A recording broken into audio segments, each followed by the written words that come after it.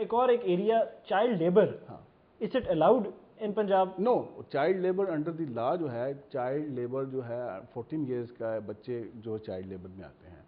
Child labour एक child work है और एक चाइल्ड लेबर है। Child labour is not allowed, child work is allowed, it is allowed even all over the world under क्या फर्क है इसमें, जो देखने वालों के ब्रीफली अगर आप बता सकते? अंडर द ILO कन्वेंशन, जो ILO का इंटरनेशनल लेबर ऑर्गेनाइजेशन के कन्वेंशन है, उसमें भी ये है कि चाइल्ड वर्क जो है, मतलब चाइल्ड वर्क आपने देखा होगा कि इवन यूरोप में भी, अमेरिका में भी बच्चे पढ़ते हैं, घंटा 2 घंटे कहीं किसी रेस्टोरेंट में किसी जगह पर काम करते हैं, लेकिन उससे उसकी जो फिजिकल और उसकी जो मेंटल एबिलिटीज़ है ना, because of his lower in age, वो अफेक्ट नहीं होती।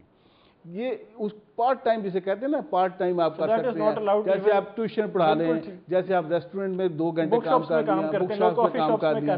लेकिन चाइल्ड लेबर तो एक रेगुलर लेबोरियस वर्क है जिसमें उसकी फिजिकल इन्वॉल्वमेंट है और उसको वो एक सर्टन पीरियड ऑफ टाइम तक वो डिटेन रहता है, चाहे वो उसकी सुबह की शिफ्ट है या शाम की शिफ्ट है। हम ये खत्म क्यों नहीं कर पाए? अगर ये अलाउड भी नहीं है, हम फिर भी खत्म नहीं कर पाए। मैं ये बता रहा हूँ कि चाइल्ड लेबर के भी जो है, ये उसकी भी जो ILO के चार्टर के मुताबिक ये है कि चाइल्ड लेबर सर्टन फॉर्म में वो उसको इजाज़त देते हैं कि भाई उसमें इतने घंटे वो काम कर सके। चाइल्ड लेबर कर सकते हैं इतने घंटे? चाइल्ड वर्क की बात, चाइल्ड वर्क तो चाइल्ड वर्क ठीक है, चाइल्ड लेबर हम खत्म क्यों कर सके? चाइल्ड लेबर तो बड़ा उसको कंडेम किया जा रहा है। कंडेम तो हमेशा से हो रहा है, बट एबॉलिश क्यों नहीं हो पाई? एबॉलिश इसलिए नहीं हो रही, देखें जो हकीकत है हमें उस चीज़ को एक्सेप्ट जरूर करना चाहिए। लोगों की सोशो इकोनॉमिक प्रॉब्लम है, जब तक किसी के पेट में खाना नहीं आ जाता ना, उसके बाद उसको ये ख्याल आता है कि मैं ये जो काम कर रहा हूँ ये सही है या गलत है। सबसे पहले तो उसको ये है। अब हमारे जो चाइल्ड लेबर में बच्चे लोग इन्वॉल्व हैं वो पुअर फैमिलीज़ के लोग हैं। गवर्नमेंट मैक्सिमम हमने 6 प्रोजेक्ट शुरू किए हुए हैं, government of Punjab labour department जो मेरे पास चल रहे हैं, कि बॉन्डेड लेबर जिसमें आती है, ब्रेक किल्न पर काम करने वाले बच्चों के लिए, भट्टे मजदूरों के लिए हमने 2 प्रोजेक्ट शुरू किए हैं, लाहौर और कसूर में चल रहे हैं। उनकी formal education, non formal education दे रहे हैं, उनकी फैमिलीज़ को माइक्रो क्रेडिट एडवांस कर रहे हैं, क्योंकि वो बच्चे उनके लिए कमा कर लाते थे।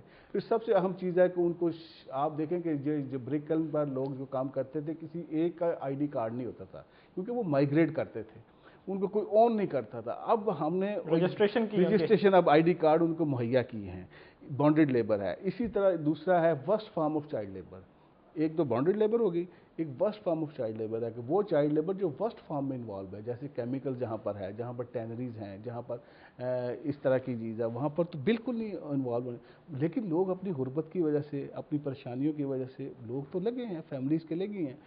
तो फिर यह है कि हमने, देखिए आपको पता भी है कि ये चीज़ें हो रही हैं, रोकना भी आपका काम है, लेकिन फिर भी देखिए इंटरवेंशन तो कर रही है। हम अपने रिसोर्सेज से, गवर्नमेंट ऑफ पंजाब के जो रिसोर्सेज हैं, ये आपके लिए बड़ा ये आई ओपनर होगा if you can check from the other provinces. हमारे पास तो आज भी ILO के लोग आए हुए थे और दे हैड अप्रिशिएटेड कि ये प्रोजेक्ट सिर्फ हमारे पास चल रहे हैं, पंजाब गवर्नमेंट में चल रहे हैं। मैं आपको बड़े शौक से कह सकता हूँ।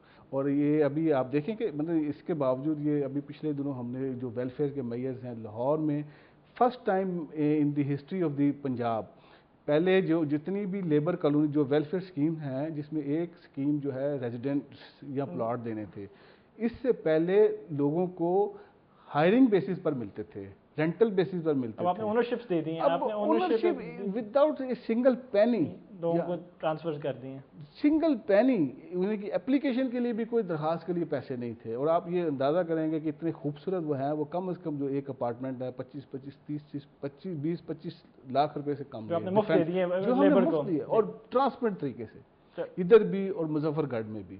और ये गवर्नमेंट की पॉलिसी है कि हम इसको और आगे लाएंगे। जैसे लास्ट क्वेश्चन बिल्कुल ब्रीफली, वर्कर्स से जब बात हो, एक उनके अंदर एक कंटेंटमेंट नहीं है, दे आर वेरी डिससैटिस्फाइड। उनके अंदर एक सेटिस्फैक्शन, एक कंटेंटमेंट, आम आदमी एक जो एक हमारा मजदूर है उसमें क्या आएगी? देखिए उसमें देखिए ना, मैं यही कह रहा था ना कि जब वर्कर का 2 फोरम होता है अपनी वेंटिलेशन करने का। एक फोरम है उसकी ट्रेड यूनियंस, जो उसकी ट्रेड यूनियन जो जिसको वो इलेक्ट करता है, और फिर वो यूनियन किसी फेडरेशन का हिस्सा बनती है और वो फिर आगे CBA डिक्लेयर करते हैं, वो भी हम ही डिक्लेयर करते हैं, ठीक है। एक तो उसकी वेंटिलेशन का वो है कि वहाँ पर अपने वो इश्यूज़ लेकर जाता है कि भाई मुझे मेरे इदारे में ये ग्रीवेंसेस हक तलफी हो रही है, ये है वो है।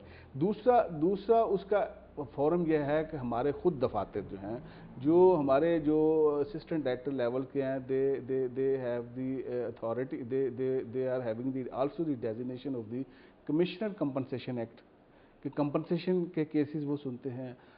दे act as the authorities under the wages act. अगर उनके साथ कोई उनकी तनख्वाह कम दी जा रही है, उनके वेजेस क्लियर नहीं किए जा सकते, तो वो हमारे ही असिस्टेंट डायरेक्टर उनको एप्लीकेशन फाइल करेंगे और under the law open door policy आपने अपने डिपार्टमेंट में उनको कहीं पहुंचने में कोई दिक्कत तो नहीं होगी? सरकारी अफसरों के सरकारी अफसर से मिलना बड़ा मुश्किल होता है। उसके अलावा आपकी इंफॉर्मेशन बताई कि एक लीगल एड सेल एस्टेब्लिश किया हुआ है कि किसी वर्कर को अगर लीगल असिस्टेंस की जरूरत हो, यहाँ हमारे पास तो आने के लिए उसके लीगल असिस्टेंस की जरूरत नहीं है, but even for court hearings वगैरह के लिए आप फर्स्ट फोरम जो है वो हमारे पास है। अगर फर्स्ट फोरम में भी उसको रिलीफ नहीं मिलता तो फिर वो लेबर कोड में जाता है। हमने लीगल एड सिस्टम भी डेवलप किया हुआ है कि लेबर कोड में ज़ाहिर वकील हायर करना पड़ेगा, तो हम उस वर्कर को भी अपनी तरफ से उसको लीगल सर्विसेज मुहैया करते हैं कि अगर समझते हैं कि भाई इसका राइट जो है, केस इसका मेरिट है, केस में जान है, तो हम लीगल काउंसिल अरेंज करें। शेख साहब, thank you for your time and thank you for being with us. Thank you.